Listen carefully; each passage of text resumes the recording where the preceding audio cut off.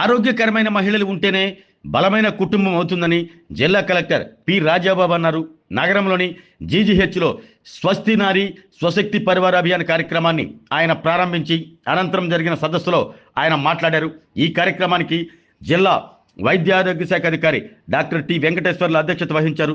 ప్రతి ఇంటికి వెళ్ళి ఆ ఇంటిలో ఉన్న మహిళలకు చిన్నారులకు ఉన్నటువంటి ఆరోగ్య విషయాలను పరిశీలించి వారికి స్టీరింగ్ పరీక్షలు చేసినప్పుడే ఈ కార్యక్రమానికి సార్థకత ఏర్పడుతుందంటూ మాట్లాడారు.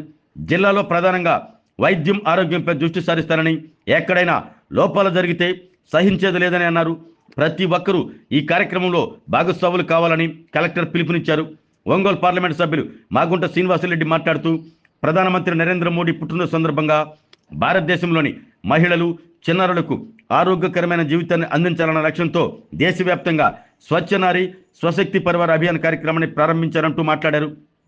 ప్రధానమంత్రి నరేంద్ర మోదీకి ఆయన జన్మదిన శుభాకాంక్షలు తెలియజేశారు.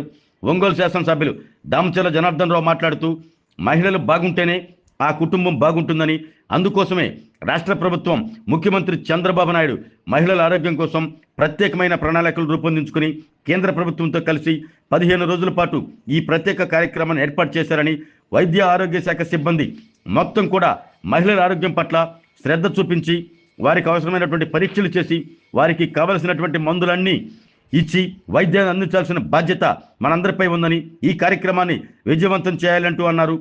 పౌష్టికాహారం ఎప్పుడైతే మహిళలు తీసుకుంటారో అప్పుడు వారి ఆరోగ్యం బాగుంటుందంటూ అన్నారు.